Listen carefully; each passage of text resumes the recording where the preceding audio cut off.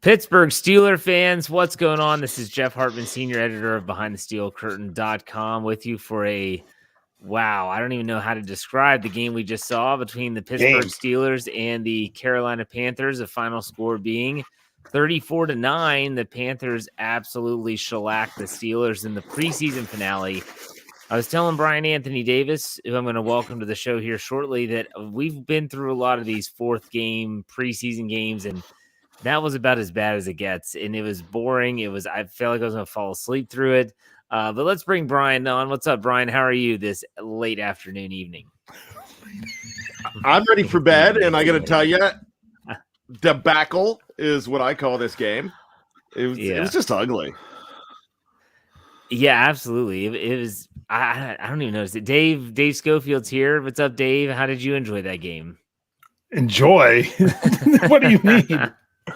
That was interesting. I mean, it's funny because I know a lot of people were complaining about the Carolina announcers, because unless you were in the Pittsburgh area and watching it on KDKA or one of the affiliates, if you were watching it anyway through NFL Network or Game Pass or whatnot, it was Carolina. I knew better. I didn't listen to one play that they did. I had them muted.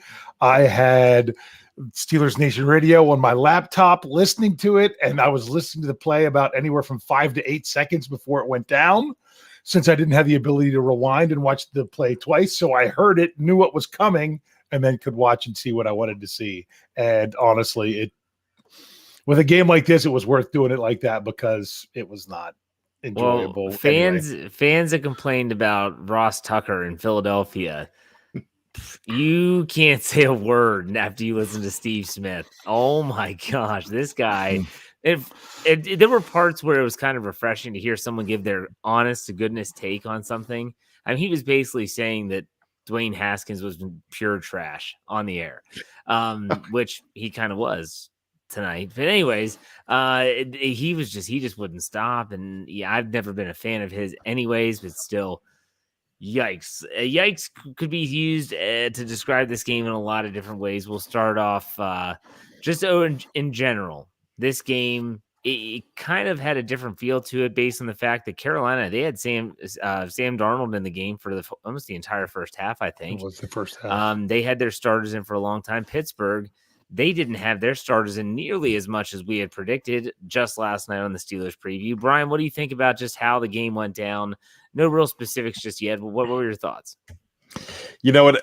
It's Jeffrey Benedict just put this in the live chat. A lot of roster battles were solved, and I'm just going to I'm really just going to go ahead and, take credit for what he's writing on there. We were not concerned about a win or a loss here. We were we wanted quality play. There's not much quality play. There's a couple guys you could say, okay, they did well, but guys didn't seize the day. That's all I'm going to say. Okay. What about you, Dave? What were your overall thoughts? I don't know. Seriously, did the punting battle come down to a bad hold on an extra point with under a minute left in the game? Seriously, is that going to be the difference? Because on that hold, you could see the ball was tilted, and then therefore it floated. I just wanted to see it be just what it was. No, don't let that be what happened. But I don't know. Yeah, it's funny because do you think that guys won roster spots, or do you think that just other guys lost them? I do think there was one player that won a roster spot. I think that was Jameer Jones. Okay. Or solidified where he was winning one. Yes. Yeah. Yes. But I mean, if it was a battle between he and Q from the U, he solidified his spot. Mm-hmm. Now, if Q from the U makes it in some other way, that's fine. But I think he was definitely a player that I thought, hey, he came out, he played well. And he had a sack. I will get through his stat line, I'm sure, at some point. Bryan, can you think of anyone else that might have solidified something? Yeah. Actually, I can. I would actually say Ray probably beat out Sexton tonight. because Sexton, he dropped 2 balls. He got one back. I mean, he messed around and almost lost one, but he definitely lost another one. Ray with that, they were going to him a lot, and we talked about this on the preview the other day. We were talking about the fact that as a receiver, Ray is going to get the edge in that entire I was actually poo-pooing that a little bit, but I'm completely with you guys on that now. I think because of what he could do as a receiver, that he just got back and knocked down Sexton, and Sexton knocked himself down by not being able to hold on to the ball. Dave, what about you? Did you think of anyone else that maybe did a good job that we might be overlooking? To go with that, Ray did not do himself any favor as a receiver until the very end of the game. Yeah. He was not doing well in that role until he, yes, he got the touchdown and then had at least one more play on that drive. I was really struggling with trying to focus on the game by that time. It was interesting. Anyone really stand out?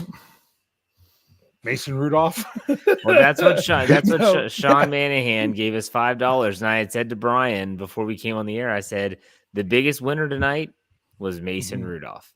And he didn't even play a snap. And Sean says Mason won the backup job. Dwayne Haskins, even from the first series, which I didn't even get to see the very, very beginning of the game, you could just hear in Bill Hogrove's voice, he didn't have it. He didn't have it. It didn't look smooth. Some might say it was the vanilla play calling. I don't know. Dave, you got to see it. Bryan, so did you. We'll go with Bryan first. Thoughts on Dwayne Haskins? We'll start there. Bryan. Underwhelming is really what he was tonight. Ray did drop a ball that he threw beautifully. He threw a really nice pass in the first, maybe it was the second drive of the game. I thought that drive could have been extended, and there was a key drop, and I believe it was Ray, if I'm not mistaken, dropping that pass. So, but I really don't think that he did anything to go ahead and win this job and emphatically make Mason Rudolph tradable. So all that garbage that I've been talking all week about the fact that one of these guys is getting traded, that's over. Okay. Just bad was slapped down on that one. So Dave, you're right. And you can hold that over on me. Did that 5% drop even more than I told you earlier today? Yeah, absolutely. And I was willing to take that bet. Ifs and buts, and I'll just say that. But yeah, I kind of feel like it was the true Dwayne Haskins tonight because he was up against number ones, and the best drive that he had was at the end against 3s and 4s. So that's got to tell us something that maybe the real Slim Shady just stood up. Okay, I don't want to put too much stock into a 4th preseason game, but before we throw it to Dave, Dwayne Haskins finished 9 of 16 for 108, a 6.8 average, 1 touchdown, 1 interception. He was not sacked for a 71.9 rating, and these numbers would have looked a lot worse had it not been for that 2-minute drill. Dave, what was his rating? According to ESPN, 71.9. Do you know what it was at halftime? It's like a 12, wasn't it? No, it was 2.8. Oh, nice. Yeah. No, it went that low. Then he came out for that drive of the first drive of the second half, and it upped it up to 7. But that bottom, Bryan, we only have one podcast at a time here tonight, buddy. That showed up. Yeah. Okay. Yeah. Sorry. What was I saying? What were we talking about now? Dwayne Haskins passer rating. And it's a shame that Haskins had to come back into the game at the end. I mean, granted, he looked a little bit more like the Haskins that we had seen throughout the preseason, but it kind of just reinforced that it wasn't about, and some people are going to say, oh, well, he wasn't playing with the Steelers once. I said it last night on the preview. It wasn't about who he was playing with. It was about who he was playing against. It really was who he was playing against. And when he was playing against their 2s or 3s, I don't even know if their 4s got in the game. I'm not sure. I don't know enough about Carolina. But when he was playing against them towards the end, it looked much better, and the 2-minute drill didn't look that bad. So, I mean, especially when you put points on the board. But everything else just kind of shows that that it doesn't mean that all hope is lost for him. It just might mean that he's not quite ready in this system to be the guy, which he doesn't need to be. He doesn't need to be. It showed us that he needs more time, and he's going to get more time, and that's just what it's going to be. Yeah, I'm going to go back to an article that Dave wrote on Sunday, or maybe it was Monday, about how after Ben Roethlisberger comes in, lights it up for 2 out of 3 drives for 2 touchdowns, everyone is obsessed with the backup quarterback battle, if you want to call it that. Look, I wanted to see Dwayne Haskins play better than what he did, but ultimately, the hope and prayers of this season, if there are any for a Super Bowl, don't reside with number 3 or number 2 or number 5. It's number 7. Mm-hmm. So, let's keep that in the back of our minds as well. But let's talk about the other quarterback, Joshua Dobbs, who left, as Mike Tomlin labeled it, as a turf toe type injury. That can be kind of worrisome. He finishes 6 of 11, 35 yards. He actually did have one carry. Actually, we had 1 carry for 12 yards for a first down. It was a nice run. Guys, it's lousy to hear Dobbs gets hurt, but what were your thoughts on that, Bryan? Any chance that he comes back on the practice squad, or maybe someone else picks him up? I doubt he makes the team. Yeah, that's the thing. I was convinced all along that it was going to be Mason on another team and Dobbs as your number 3. And I got to go back and change fact or fiction now. But with that being said, yeah, I agree with a lot of what Dave said. I mean, I don't think that Haskins is done here. And I think there's a lot of talent. I just and I'm going to agree with Jeff as well. Josh Dobbs, that if he does have a turf toe, that's gonna mess him up for a couple of weeks. That doesn't. I just had turf toe back in January, and I think it truly went away. I fell down the steps. It's a long story. I was gonna say, were you like making a cut on some AstroTurf somewhere and jammed it up a little bit? Yeah, I think I was trying to save a snack cake while I was falling down the step. Kind of like the scene from The Rock with the glowing orb going off. You dove. I can neither confirm nor deny. But Little Debbie snack cake. Yes. Was it a ho-ho? It would be Hostess. I mean, it's like no Little Debbie for me. Yeah, I do like my ho-hos. So with that, there's no little sapphires. Come on now. Would there be little blue pasty icings on there? So no, I mean turf toads, man. Talking about? Yeah, turf toads knocked Jack Lambert out, one of the toughest guys in the world. In fact, it just quit. I mean, it just stopped hurting for me in like June. That's how long that thing hurt, and it happened in January. So we're looking at. I mean, he might stick around on the practice squad if they put him on the practice squad because of that. I don't think that he did anything amazing this year to get picked up from another team. I would think that you cannot put Dwayne Haskins on the practice squad, though, because Dwayne Haskins will not remain on the practice squad. I don't care what anybody thinks about him. He will not. Somebody will take a flyer on him as a number 3. So I think there's more of Dwayne to go around. I kind of think this is the end of the road for Josh Dobbs, but you're going to see him again too. I mean, he'll end up, something's going to happen. He's not done here in Pittsburgh, whether it be the practice squad or whether something happens and you end up with somebody getting hurt, one of those guys getting hurt. He'll be back. He's not going away. All right, Dave, I'm not sure if you've had recent turf toe injuries or not, but what are your thoughts on Dobbs and his performance? Not recently. It was, let's see, it's been a good over 20 years since that. Yeah, and it does suck. But the thing is, I kind of like that even in his press conference he said, "Oh, it could be a possible turf toe issue," because you know what that instantly did? I think that instantly would make any team leery who even thought about trying to pick up Dobbs with the Steelers if he doesn't make their top three, and makes it easier for them to put him on the practice squad. I'm not saying that's why it happened, but I'm just saying that's just a benefit of that. Who do you really want to pick up a mobile quarterback with turf toe? You know what I'm saying? Yeah. So, I mean, honestly, the best thing that could happen for Ben Roethlisberger would be for Josh Dobbs to be on IR, and that way he could be on the sidelines with him. But I mean, just put it out there. But just I said it on Twitter.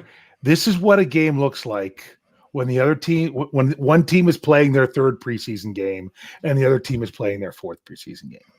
When you look at what would be a typical 4 preseason game schedule, you're not anywhere close to being on the same playing field trying to do the same things.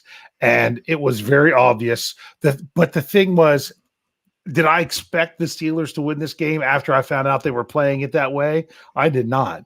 Did I at least want to see them come out and give a good showing? I did. And did they? They did not. So that's why it's disheartening. So typically this is the point where we go through all of the positions and we look at the stats offensively. I mean, what is there to look at? I mean, they scored 9 points, and 6 of those, and we're talking about the Ray McCloud touchdown was in absolute garbage time. Bryan, anyone else stand out to you on the offensive side of the ball? We'll do it that way. Go ahead.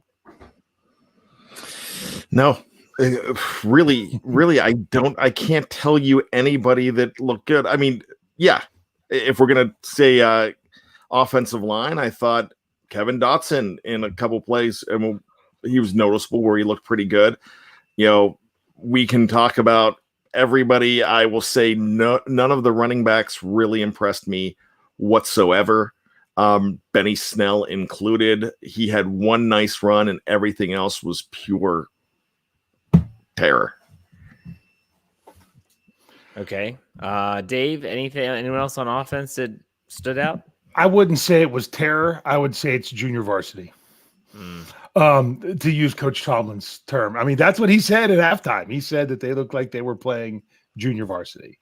So does anyone really stand out on offense? No, they never really got rolling. Never really. I mean, was James Washington targeted like one time and that was it? Didn't really see him. Chase Claypool, they got in the ball once or twice, but you didn't want to see much of him anyway. So you thought maybe some of the younger guys would stand out, and it didn't. It seemed like it was a bunch of guys that weren't usually playing together on the field. Is kind of what it felt like. It just never felt like they really meshed. And I'm not saying that they didn't in practice. I'm just saying it's the way it felt. Sometimes you just have one of those games where it just feels like you don't know what the guy next to you is doing. And there was a few moments in there with the offensive line that they had some nice moments, and there was other times when not so much. I want to go back and I guess I'm taping the game right now, but I'm going to have to mute it again to go through. But I really want to try to break down more of the offensive line play. But just it's really tough to say that anyone really. I mean, Sean Manahan, $5 into the tip jar. Thank you, Sean. And that's exactly right. They played below the line tonight. Let me also say that this game played out in a way that I didn't see happening. I didn't see the Steelers giving Zach Banner and Trey Turner another game off. I thought they would at least have the starting 5 out there for a few series. They didn't. They rested a lot of players. I was really surprised that they did that. Nonetheless, I think that's one of the reasons we saw it play out the way that it did. Trying to think, is there any player, either one of you that didn't play that you were thinking? Like I just said, I thought Zach Banner, Trey Turner would get a few reps. Is there anyone else that doesn't have to be on offense? You all were like, man, I can't believe this guy's not playing. Bryan, anyone stick out to you there? Yeah, man, this is tough because I'll mention a guy that did play, and I'll say that he didn't. Because I was just not really. I kind of well, you know what? I actually expected to see a little bit of Highsmith in there, and I don't think I did see him. And if I did see him, I'd be I mean, if I'm wrong, I'm wrong. But I kind of expected. I didn't think we were going to see him yesterday, and then when he said, "Oh, he's home in Charlotte," they'll probably put him in for a couple series at the beginning. But no, I didn't see him either. So no one really stood. Well, kind of expected to see a little bit of Joe Schobert. Was he in there? That was going to be my answer with Schobert and Bush. So. And the only reason I would have played Bush was to play with Schobert. Right. So if they chose not to play Schobert, then there was really no reason to play Bush. But I thought you would see the two of them for maybe a series. And I was the one who said that I thought if they really wanted to, since Alex Highsmith was back home, if he really said, "Hey, I'd like to get a series in," for whatever that, but that wasn't the way it played out either. But I was, Schobert and Bush were surprising.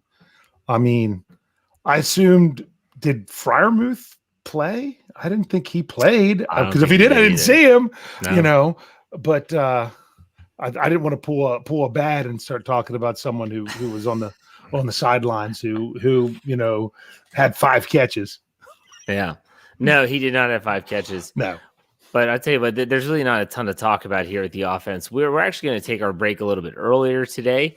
When we come back, we're going to talk about injury reports as well as the defense and special teams. And we'll cap off this god-awful preseason game and wrap up the preseason as well. So if you're listening on the audio platform, head over to part 2. If you're listening live on Facebook or watching us live on Facebook or on YouTube, stay tuned. We're not going anywhere. We'll be right back.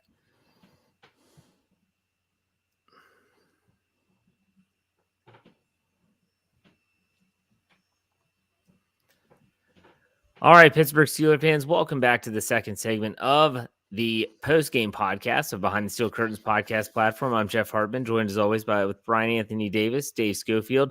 Want to run down some injuries that Mike Tomlin announced after the shellacking by the Carolina Panthers in the final week of the preseason. He said that Marcus Allen left with a hamstring type injury. Josh Dobbs, we mentioned in the first part, with a turf toe. He did mention that players like Anthony McFarland and Zach Banner did not even make the trip due to having some treatment being done. He didn't say it was like an injury, but they were getting treatment done. They stayed in Pittsburgh.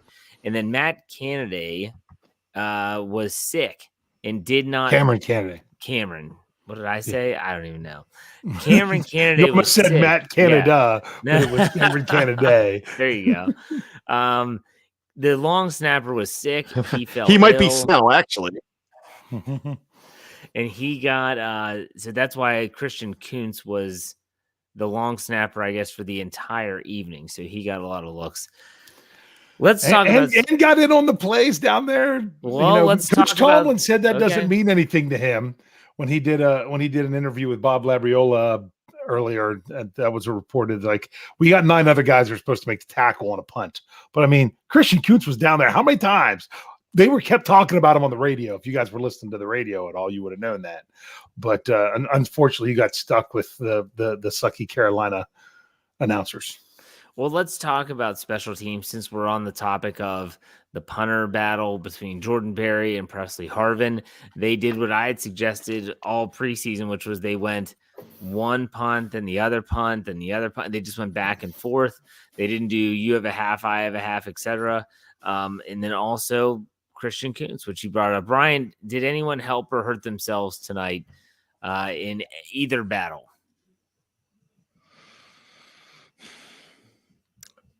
Yeah, there was no problem with what we saw from Jordan Berry, and he kicked pretty well. And getting back to what Dave said earlier on that hold, Presley kicked fine, But if it comes down to it, and they were joking, not joking, but they were mentioning it on the radio broadcast. I don't know if it was Wolf or it was Starks, but they said, when you have a tight battle like this, it might come down to the kicker's decision. And I believe Jeff said that he looked the kicker, being Boswell, looked angered about something, and so if he's got a vote, he's lobbying to keep Jordan Berry right now. Yeah, I mean, Jordan Berry didn't do poorly. He had one of those short kicks about midway through the game where I think he only traveled like 30 some yards. It was a really short punt. I mean, it was his typical shank. Anyways, Dave, what about you? What did you think about special teams? Yeah, I'm wondering if the numbers I'm seeing here are wrong. I need to try to look them up somewhere else. They're saying that Harvin's average was only 30.8. I know he had that one short punt because they were punting from their own 47. Yeah. But I didn't know if that pulled it down that much.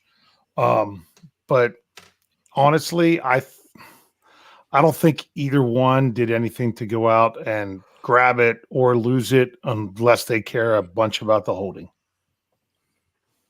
Well, this is something that we've heard from Boswell before. He likes Jordan Berry as his holder, and that's something that he's been public about. So I don't know. We'll see. This is why all those people that listen to my Let's Ride podcast, and I always told them, I'm not celebrating Presley Harvin, even if he gets the job on Tuesday. If they keep him and release Jordan Berry, I'm still not celebrating until after the bye week, and he's still the kicker. Because I celebrated last year, Dustin Colquitt. Go ahead, Bryan. Yeah, I just want to say something here. We're getting some chatter in the live chat about, hey, kickers don't make that decision. That doesn't matter, blah, blah, blah. The coaches make the decision. Gentlemen, I had an interview last year with Hall of Famer Morton Anderson, and I asked him about the holders and the long snappers. And he mentioned long snappers, that his favorite long snappers and his favorite holders, and he said the holder is one of the biggest deals for a kicker. We find a holder that we want, and we do anything we can to keep them. So if you don't think that the kicker is not going to be, whispering in ears and lobbying for a player, they're going to. And if it's that close of a face-off and they're thinking about that one part of the game, the coaching staff, they're going to think about that one part of the game. They're going to do it. There's a lot more that goes on than we know. You're right. You're absolutely right. So we'll see. We'll see what happens on Tuesday. But let's talk about the defense. Let's just do it this way. I mean, Jameer Jones led the Steelers in tackles. He had, let me look it up quickly, 8 tackles, 5 solo, 1 sack, 1 tackle for loss, and 2 quarterback hits. Other than that, other players that kind of made a splash, as Isaiah Loudermilk, 5 tackles. He had a sack, tackle for loss, and a quarterback hit. James Pierre with 4 tackles and a tackle for loss. Cassius Marsh looked okay. He had a tackle for loss as well. Who stood out on defense? We'll start with you, Dave. I mean, Jameer Jones did early on as much as anything. The defensive line, there was times where Jeffrey Benedict is all over Henry Mondeau and that he's the guy that's ahead of these other ones. But then, Isaiah Buggs looked good. Carlos Davis didn't look good early, but then looked good later. But it was almost them out there in combination. So there was some people on defense, and I thought James Pierre looked good when he was in there because if you're coming up as a corner and you're basically tackling a receiver for no gain or 1 yard, that's a nice play. So, but I don't know if he wasn't out there long or if they just stopped throwing to his side. So it's really difficult to say that any of the guys just did great throughout the entire game. Bryan, what about you? I thought Lamont Wade looked pretty good, number 24 on defense out of Penn State. I felt like he was flying to receivers. He was flying the ball carriers. I just thought, and he forced that fumble that they threw the flag and that didn't get overturned, but man, he laid a lick on that guy as well. So I really thought he helped himself out a lot in this game. So that's a guy that I was thinking about as well. So, and they were talking about him a lot on the broadcast, Lamont Wade. Yeah, I mean, I've been very pleasantly surprised with Isaiah Loudermilk this entire preseason. I said that on Twitter during the game.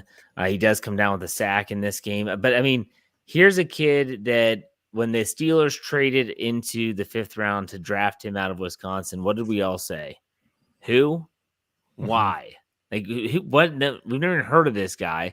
He comes in, of course, he's getting all, he's getting his car waxed by the position coach, and players are saying his potential and all this stuff.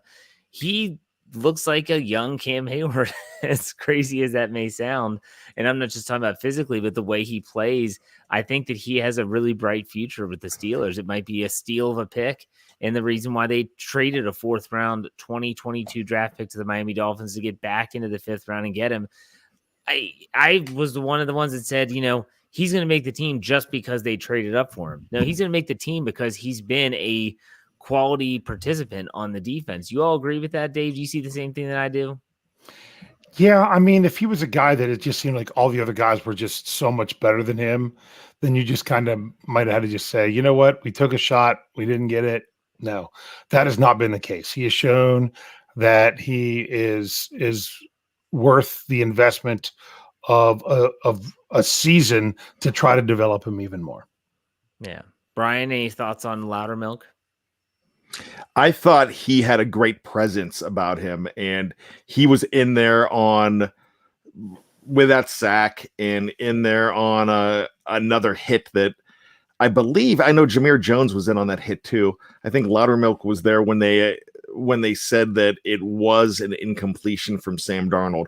But these guys on defense, I like the fact that a lot of them, Dave mentioned Carlos Davis not looking good in the first half. I like the fact that Jameer Jones and Loudermilk looked good in the first half. And we talked a lot about the first half yesterday on the preview. And the players that played well in the first half are going to get a better look being up against a first team. And they were up against a first team. So, like I said, we could talk about, man, my gosh, so much bad that happened in this game. But I kind of want to spend a few minutes talking about, let's just wrap up the preseason in general. All 4 games. What have we learned? Has our outlook changed at all for the 2021 Steelers throughout these 4 games? And that's difficult to do when you're trying to digest a 34-9 defeat, but still, let's try to do it. Dave, we'll start with you. Just your thoughts. So let's just do the preseason thoughts first, and then we'll circle back for the overall outlook. So just put a bow on the preseason for us, Dave. Yeah, it's funny. Now that it's over, I really wish that the Steelers would have only had the 3 preseason games, not because I didn't want to see as much from them, is that I would have liked to see them on the same schedule as their opponents, if you know what I mean. Like their 3rd game, which was in week 2, they had the advantage because they were playing starters when the team that they were playing against wasn't playing as many. And then this week it was they weren't playing their starters when the other team was trying to get as much work with their starters. So it really didn't – you kind of got a little bit of a false impression on the positive side, their second and third games, and on the negative side, the last game. A bit humbling for Steelers Nation out there, that it's not just this team that's can come out, and even our reserves can come out and dominate like it seemed like they did early on in the preseason. But we learned that there's a reason that you only keep 53-16, because you're not going to get that kind of play from everybody. So, and this is assuming that the Steelers, all 16 of their players come from their own team, that there's going to be 11 players that were there tonight that aren't going to be around after this. What about you, Bryan? just what's your overall thoughts on the preseason?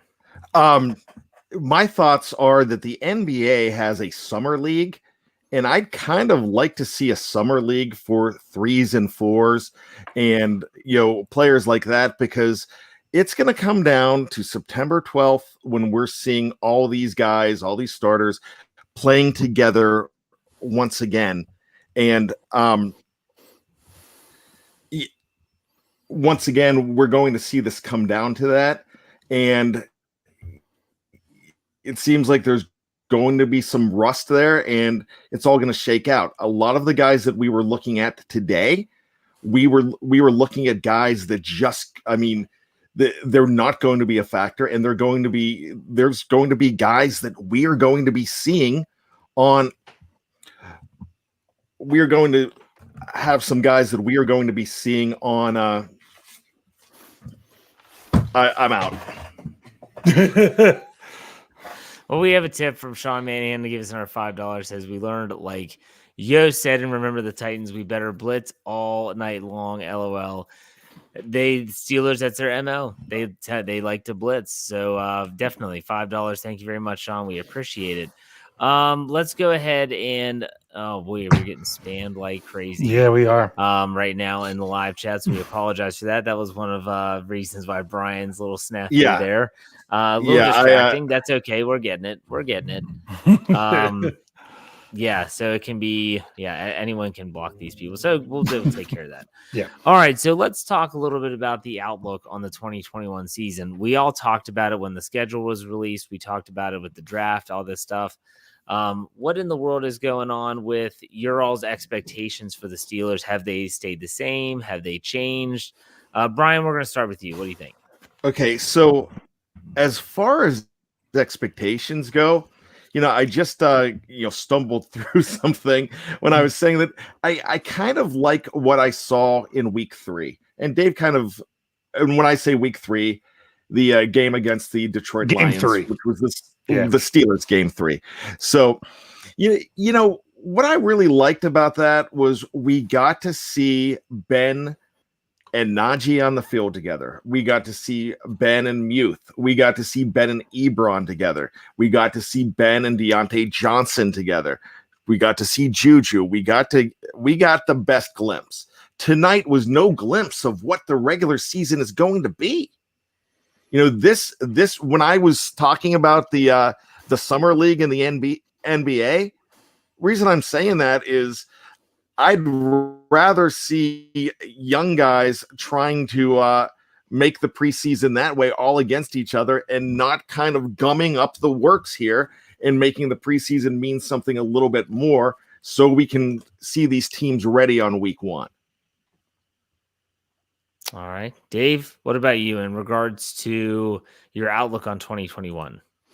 Yeah, it's so hard to try to say that this is really indicative of what we're going to see from the Steelers come the regular season. Now, would it have been nice to just roll through? Absolutely. I've said that earlier. But think about it. Are some of these did a few starters play? They did. But when those guys don't have everyone else around them, it's just so hard to say that. That's why you don't burn the tape. You learn from it. You need that teaching experience. But I wouldn't put a lot of stock in what happened tonight. All right. So is that stat still true about a team that goes 4-0 or undefeated in the preseason, never makes the Super Bowl? Dave or Bryan, does anyone know that, if that still holds true? It used to be. I'm not sure.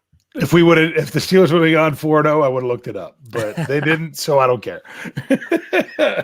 Because I used to remember that wanting the Steelers to just win one, because if you weren't winless, that also would cut into if you couldn't go 0-4 or 4-0. It just didn't work out. You didn't want it to be one or the other. So that's exactly what I want to say. All right. This show has been rough in a lot of ways, just like the game has been rough in a lot of ways. Yeah. So let's put a cap on this. Final thoughts, Bryan, before we call it a night. Final thoughts. Thank goodness the next game we're talking about is a real one. So September 12th in a 1 cannot o'clock come. start. Yeah. You're not kidding. It was a long week. And no, I'm not high. I'm tired. And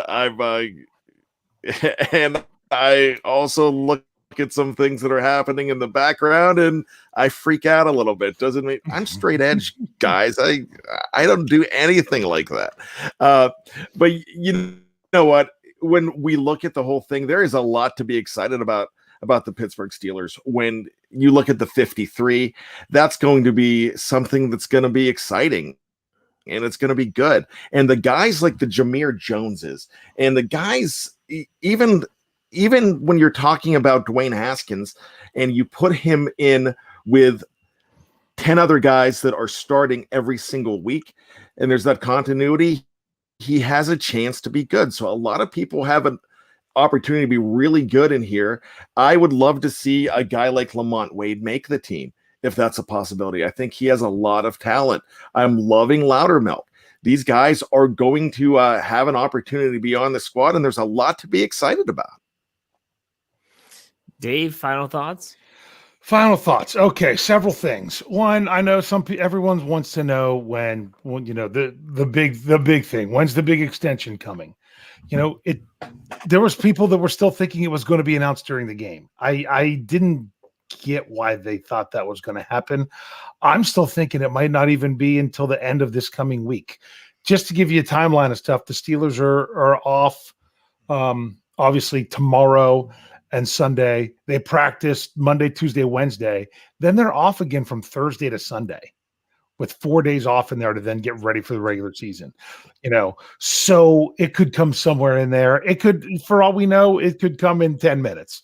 But now is the time that it is a little bit more serious. Those are things that Steeler fans have to look forward to. This is weird, guys. And I know it's my final thoughts, but I just kind of want to get your opinions on this. This is weird because the Steelers play Friday night and cuts are on Tuesday. They have 2 practices before cuts. Not used to that. No. So are they still running 80 guys at practice on Monday and Tuesday? Or what? I don't know. That's going to be interesting to see how that all plays out. And you never know when teams start releasing guys early. I don't know that that's going to happen. There's going to be a lot going on with the Steelers over the next several days. We don't need to focus completely on this game. What we need to do is we need to start looking forward to the games that actually count. That's what I should have done with my FanDuel. I wanted to get into regular season mode and actually entered a lineup in tonight, and 4 players didn't even play. Good thing I only spent a quarter on it, but I just wanted to do it just to have some fun. And yeah, I had no idea who was playing for any other teams. So, and it wasn't just on this game; it was all the games tonight. So that was kind of my reminder of the regular season's coming. The regular season's coming. Yeah, that's what we need to do. Shake this off. We'll look at it a little bit. We got to look forward. Let's look forward. Well, and I think that this will be completely gone after Tuesday at 4 p.m. Eastern time, when all of a sudden you have this 53-man roster to dissect, and then you can really start diving into the matchups with the Buffalo Bills. So, all right, Andrew Palladino says $5. Says, thank you, Jeff, Bad, and Dave. Yins put some incredible preseason content, shaking this one off and looking forward to week 1. Here we go. Thank you, Andrew. We appreciate it. As always, it's a labor of love for us at Behind the Steel Curtain. That's both on the editorial side and the podcast side. So, all right, that does it for us. We're going to put a wrap on this and the preseason. We'll be back. You'll have your regular scheduled programs on YouTube and on Facebook, and then we'll have a special breaking news podcast on Tuesday when the 53-man roster is announced, so stay tuned for that.